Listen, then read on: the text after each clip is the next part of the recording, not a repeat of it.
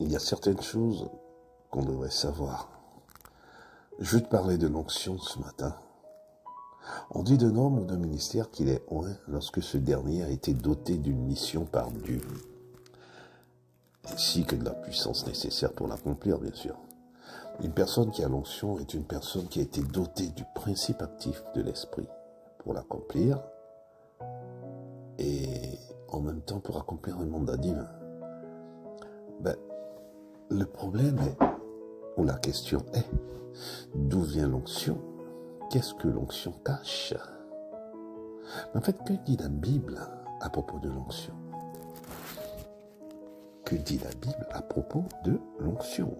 Et alors, l'onction, c'est un acte. En même temps que c'est un acte, c'est-à-dire l'application d'huile, c'est une puissance, celle de l'Esprit, du Saint-Esprit, qui sont tous deux liés.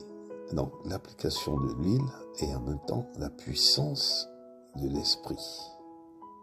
L'onction est une puissance. L'onction est un principe actif de l'Esprit dont Dieu nous rêvait pour accomplir son œuvre. L'onction peut être, non pas peut être, mais est symbolisée par une application d'huile faite sur une personne pour la consacrer à Dieu ou lui permettre de lutter contre la maladie en recevant la puissance de l'Esprit. Et ça, nous pouvons le voir dans Jacques 5, verset 15. Je t'invite à aller prendre ta Bible et de lire ce verset et de méditer. Il faut savoir que dans l'Ancien Testament, l'huile utilisée pour l'onction était sacrée et sa composition avait été donnée par Dieu lui-même à Moïse.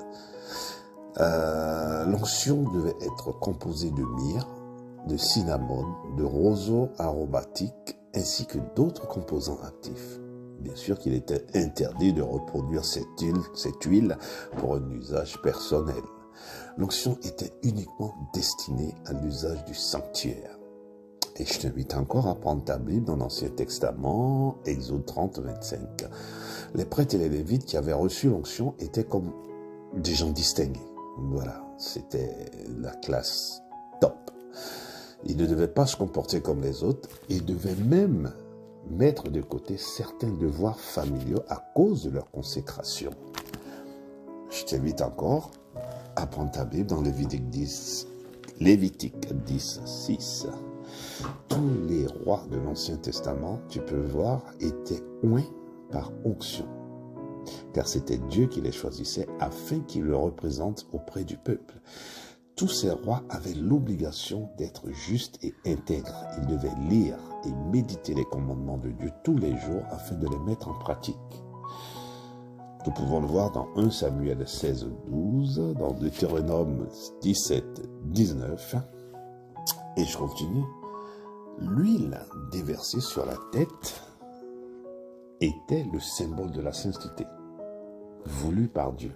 Car rien d'impur ne peut être admis en sa présence. Quand je parle de présence, quand je dis sa présence, je parle de la présence de Dieu. Rien d'impur ne peut être admis en la présence de Dieu.